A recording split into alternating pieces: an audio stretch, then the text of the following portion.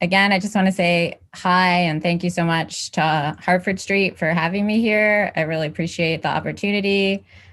Thank you to Greg, my Zen teacher, to the youth activists that are on this call, to my fellow chaplains at MedStar Washington Hospital Center that are here today, and to my friends and my family. I couldn't have grown or be here today without all of you, all of the wisdom you've given me and shared with me, and all of your support. So thank you, thank you, thank you. So my talk today is about Buddhism and gun violence. This month, I started working as an interfaith chaplain at MedStar Washington Hospital Center in Washington, D.C. In 2020, almost 200 people died of gun violence related deaths in Washington, D.C. Gun violence is part of a vicious cycle of race and inequity in the United States that reflects existing social inequities, and that makes it even more challenging for young Black people, especially young Black men, to escape poverty and violence. This past Saturday, I sat with a man who was shot in the left arm. He was remarkably calm, and I asked him to tell me a bit about how he was doing. He shared that this was the 8th gunshot wound he's experienced. He told me that he usually tries not to break down or cry because he's the patriarch of his family, and somebody needs to stay strong. He was sitting in his car when he got shot. On Wednesday, I sat with a mother who was taking her 20-year-old daughter off of life support. Her daughter was shot in the parking lot after seeing a movie with her boyfriend. On Thursday, I sat with a young woman who didn't have a family. I don't know why she was shot, but she was completely intubated and was not going to make it. She was 19 years old. That same day, I visited with a man who lost his left foot after being shot during a robbery. On Friday, I sat for an hour with a man who almost suffered a heart attack because his brother and his cousin were shot, and he didn't know how he was going to tell his mother. And that was just this week. None of this makes any sense. None of this is right. None of these mothers or fathers should have to bury their own children.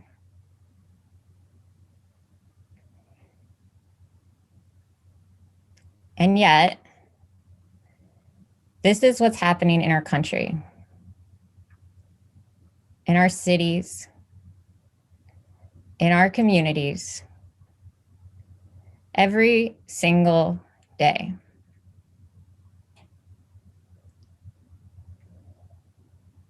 As a white woman, I was shielded from this for most of my life. I was shielded from this until 6 weeks ago, when I started my summer internship as a chaplain at a level 1 trauma center in a major metropolitan area. I knew gun violence was a problem in the United States, but I didn't know how many young teenagers, young Black teenagers, were dying every single day, even in just one ICU. I didn't know what it was like to lose a friend, to lose multiple friends, to lose a child, a mother, a father, a cousin, to gun violence. I thought about it every couple of weeks when on the news I heard about a mass shooting. But I didn't think about it every time my father or my mother or my friends or myself went to go see a movie or went out for a drink at night at a bar. And I'm starting to realize how naive I was and still am in so many ways. The Buddha advised that there are 5 facts that one should reflect on often, whether one is a woman or a man, lay or ordained. In the Pali Canon, the Buddha is asking us to contemplate suffering, illness, and death as an essential part of our Buddhist practice. And he provides us with the 5 remembrances with which to do so.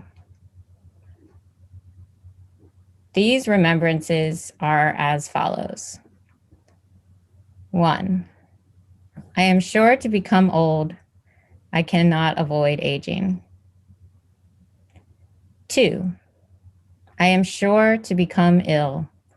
I cannot avoid illness. 3, I am sure to die. I cannot avoid death. 4, I must be separated and parted from all that is dear and beloved to me. 5, I am the owner of my actions, heir of my actions. Action are the womb from which I have sprung. Actions are my relations. Actions are my protection. Whatever actions I do, good or bad, of these I shall become the heir.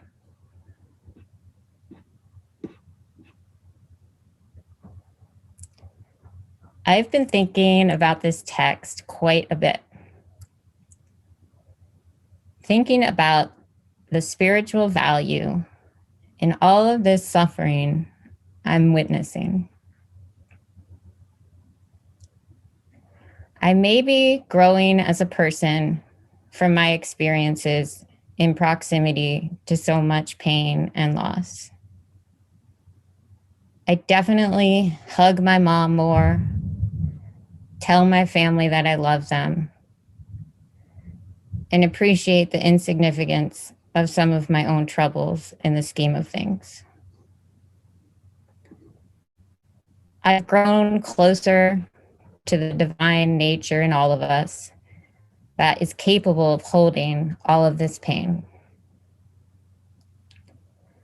I have seen emptiness at work in the relationships I've built with those dying or suffering from the impact of gun violence as their lives slip through their loved ones' hands into some other unknowable vastness. But at the same time, I absolutely know that there is no value in this suffering. There is nothing precious about this pain. This is not something that anyone should ask for or want for themselves or anyone else. So, what did Buddha mean when he asked us to get closer to suffering? Was Buddha trying to valorize suffering? Is the idea here that gunshot wound victims are somehow given a closer bird's eye view of enlightenment? of ego death? That might be true. That might be true. And at the same time, when I think about the 5-year-old boy who said goodbye to his father yesterday, I question how true that is. I question how much he's going to walk away from this with a sense of egolessness, or perhaps more so with a sense of powerlessness.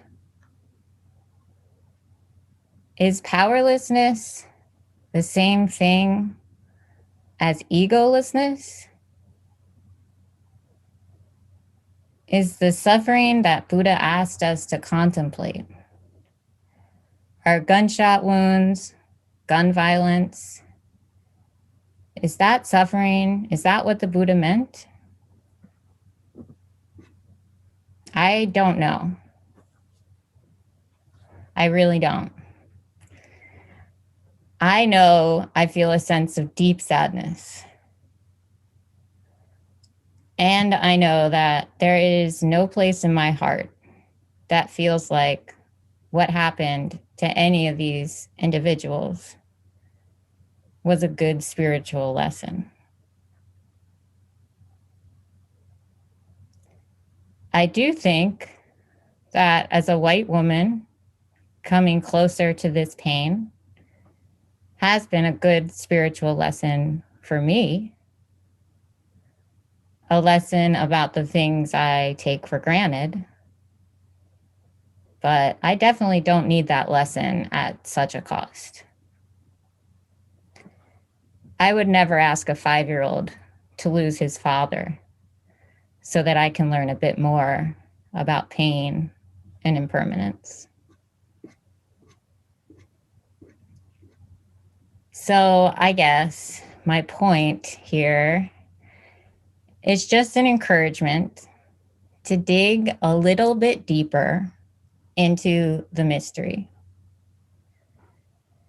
The mystery of suffering, the mystery of good versus bad, the mystery of spiritual growth.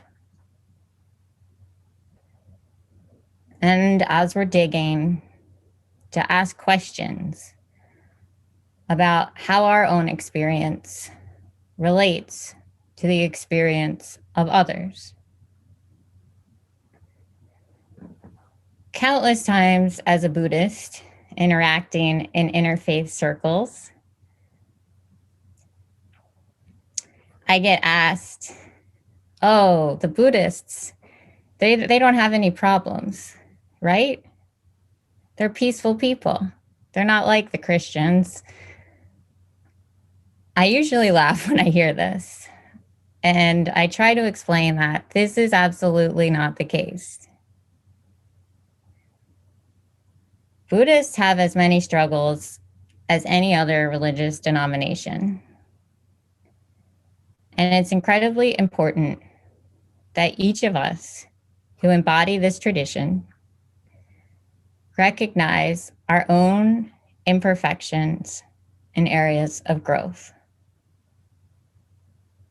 And also recognize the ways in which our tradition makes it easy for us to hide behind a facade of peacefulness, a facade of equanimity, a facade of valorizing suffering. I don't think that's what Buddha intended. And I don't think that's what any of us as Buddhists intend in our hearts. But I do know that it happens.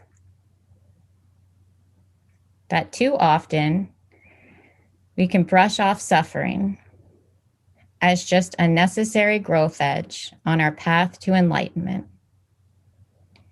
without taking into consideration the different ways in which suffering is doled out in our world, the injustice that is wrapped up in suffering, the negative impact that trauma has on an individual does not lead them to spiritual enlightenment. Instead, it leads to post-traumatic stress disorder, decreased cognitive functioning, anxiety, desolation, and despair. It's easy to meditate in the morning and wonder why people around that in the afternoon that you're interacting with are so easily agitated. Why don't they just chill out? Take a deep breath. Taking a deep breath isn't really an answer to a mother who's burying her baby girl, or to a son who has to break the news to his mother that her baby boy just died. All I can say about this is that it is part of the mystery that Buddhism is constantly pointing us towards. We can't lean on anything. Nothing our rational brains come up with has the definitive solution to life's problem, even if it sounds great. As nice as a deep breath or a silver lining on our suffering sounds, sometimes there really are no silver linings. So again, today's talk is just an encouragement to enter a little bit more deeply into some of these teachings about suffering, about equanimity, about death, about illness, and about pain. If there's one thing that we've all learned from our Buddhist practice, it's that nothing should be taken at face value. And so I want to encourage all of us to think about this sutra and about all the various Buddhist teachings that relate to suffering at more than just face value. If we can, I encourage us to build relationships with one another, and expand our understanding of suffering beyond our own experience. To lean in to our emphasis on oneness, to come closer to suffering of others, and to break down some of our assumptions of what good spiritual practice looks like. Thank you all, and God bless.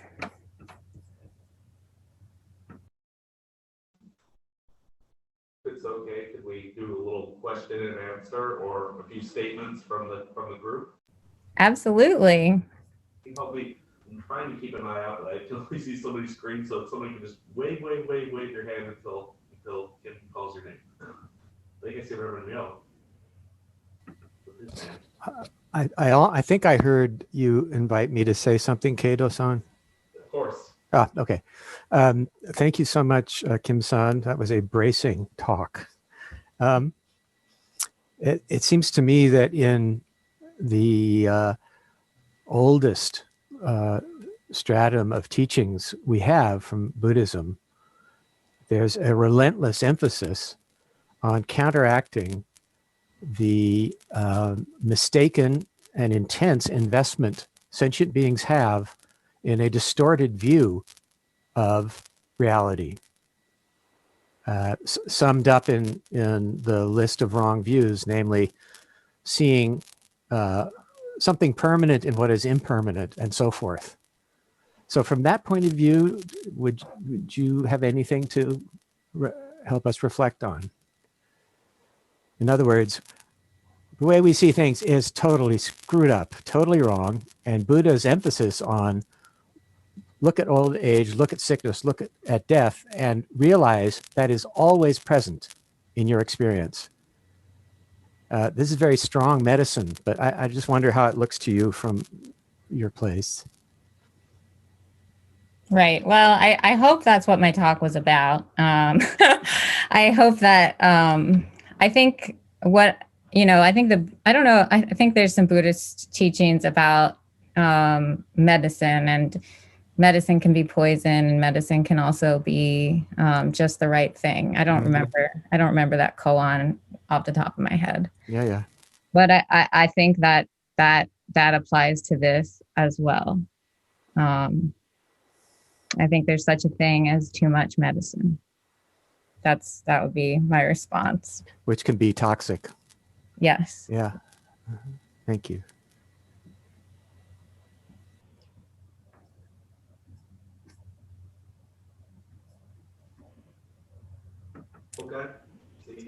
Okay, I have a question. Hi, Kim. Good to see you. Thanks for being here. Thanks for your talk. It's good to hear that you're a chaplain now.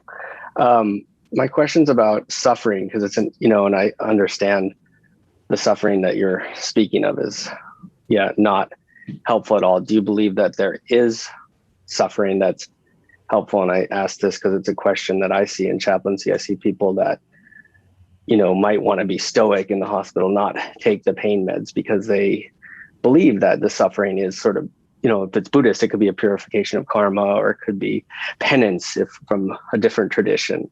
So I'm wondering if you think, or how would you work with somebody like that who is telling you that their suffering is good and it's transformative for them? I'm going to throw the ball. I have a lot of fellow chaplains on the call, and I would actually really love to hear what some of them think. I feel like I've done a lot of talking. I see Dwayne. Dwayne, do you want to field this question? Are you there?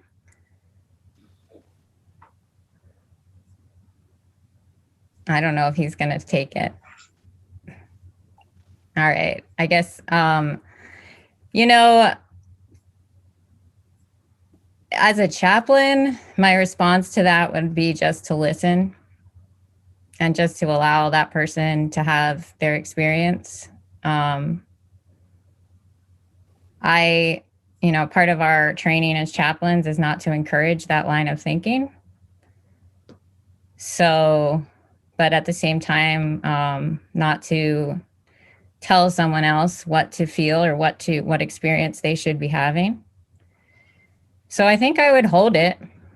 I can't say, I think it's very individual and unique, and I can't say that suffering has no value across the board. I don't think that's true. I think that suffering is wrapped up in justice for sure. So there's value right there. But I don't think I would want to have an answer for anyone about that question. I think I would want to hold their experience. Yeah. That sounds good. Thank you. Yep. I think I saw Sarah, and then Yana is what I witnessed, and then Cheryl. Hello. Hi, Sarah. Good to see you. Hi. I was gonna start by saying that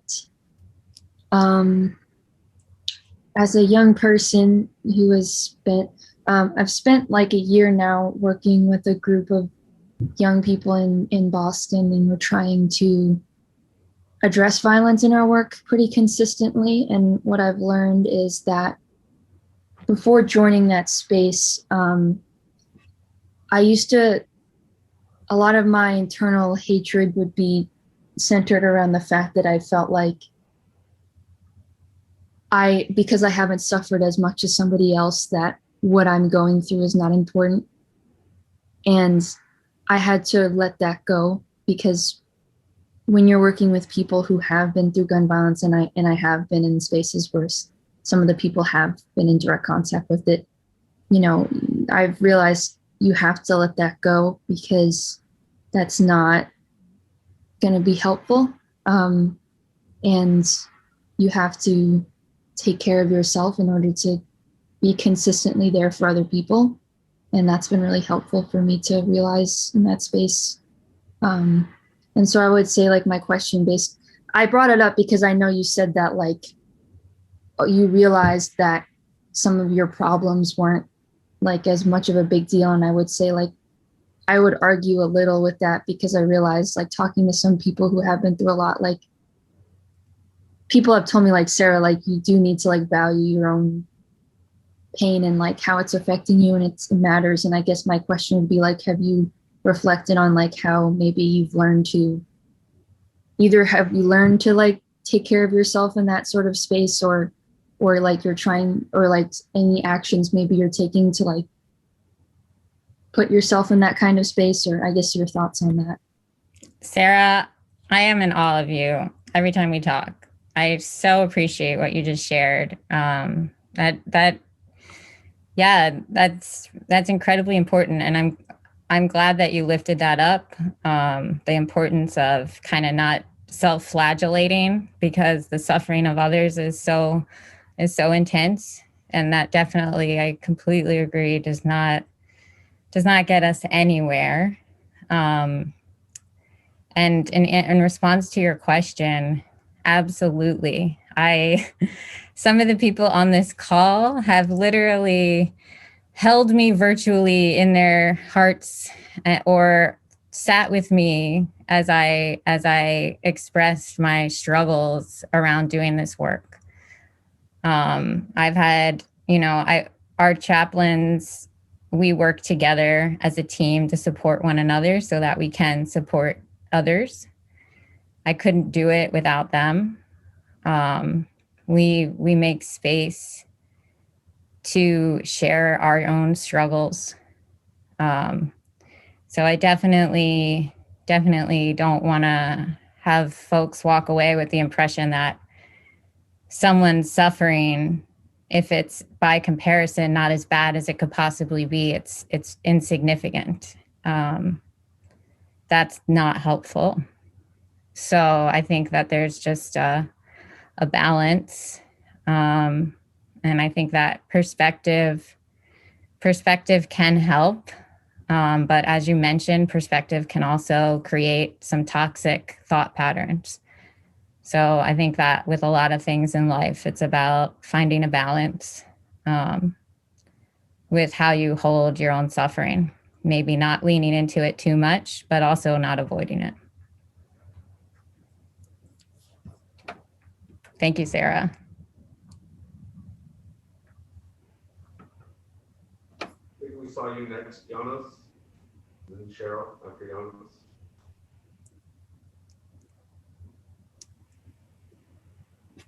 Sorry. Thank you, Kim, for your share here. My name is Janos, and I'm a psychotherapist in one of the largest medical centers here in Northern California in Oakland, where there is tremendous gun violence and trauma as well. And I transferred from kind of the area maybe you would recognize here of East Coast, what's called Silicon Valley, pretty well off and affluent. And so I quickly had to catch up to speed here in terms of my own therapeutic interventions for working with trauma. And that has been helpful. Nonetheless, I have to say this has probably been the worst year of my life, dealing with the level of trauma that presents to our clinic in a COVID, unreal, virtual, untherapeutic modality as possible.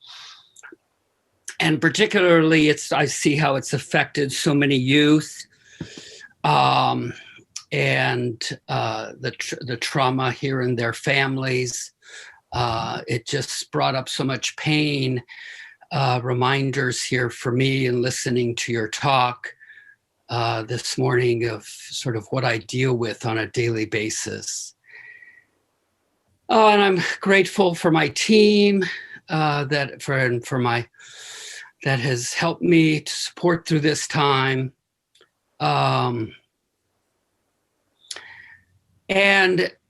my question is, or sort of my wanting to speak to, I think, in my own practice. My practice has often, been based here in the Buddhist practice of compassion. That compassion names the whole of the law, as my teacher has reminded me. And then, some of the work here of Dr. Kirsten Neff here of working, with trauma through compassion and self-compassion.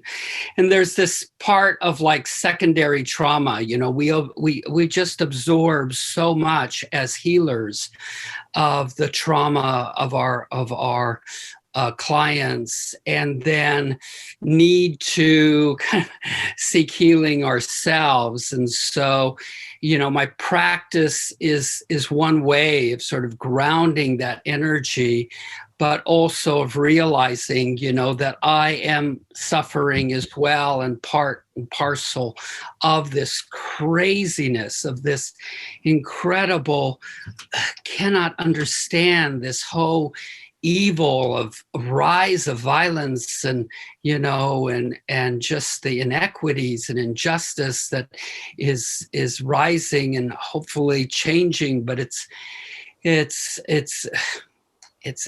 dashes your hope. And so I guess my question is like, what do you do for yourself, and what does the Buddha, say of bringing compassion to ourselves as we are dealing with the suffering all around us?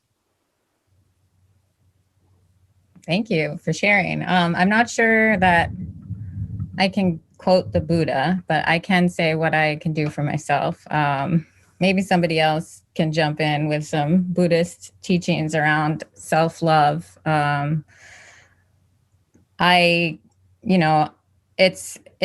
It's definitely a necessary part of working with trauma, that you dedicate time to filling up your well.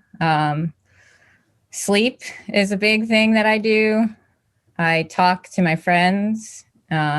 That's a huge thing. I hike, I'm in nature, I garden, I nurture life.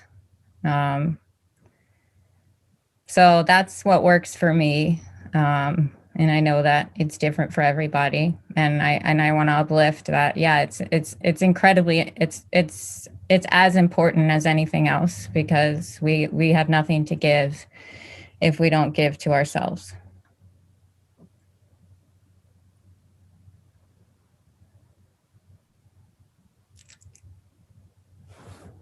Yeah, thank you. That's a good reminder of what I try to do, and just hearing it again helps to ground, the suffering, and hold that in a compassionate way. Thank you.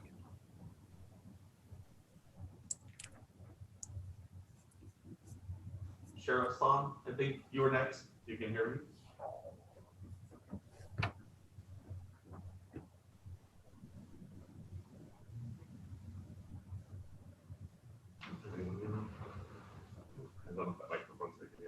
Cheryl Son, did you have a question or comment? You are on mute. I do. Great. So I was just going to tag onto Hokai-san's question that Kimberly, you said that you were, when someone is telling of their need to go through the suffering, that you would just listen. And I was wondering, in that listening, what questions might arise that you would ask that person to even deepen that listening? And then secondly to that, and it's the image of your rainbow scrolls twirling and whirling around you. When we were chanting the Enmeiji Kukannengyo on Thursday morning, as we do every Thursday morning in our well-being ceremony, I was holding a being very much in my heart, and had such an image of the arms and the words and the chant itself, just circling and holding that being, and your background is just delightfully reminding me of that care that's in the world. So thank you, Kimberly. You're welcome. So to answer your question, I would want to understand or talk through with the individual, why they feel that way. Is it a theological reason, or is it something that they feel like they've done that they need to punish themselves for? Is there forgiveness that's needed, self-forgiveness? So I think I would just kind of dig and try and hear a little bit more about their story. And, try to understand some of the deeper roots of why they feel like they require suffering. And, where they might want that journey to lead them. So I guess I would just do a general inquiry. I'd be curious about their experience and why they're feeling that way. Thank you.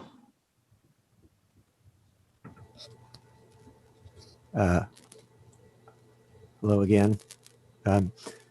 Kim-san, when I was growing up in the Roman Catholic Church, something that we were presented with fairly frequently that I never understood as a child, at least, was that when we're experiencing suffering, we are to offer that up in gratitude and acknowledgement of the sufferings of Jesus in redeeming humankind.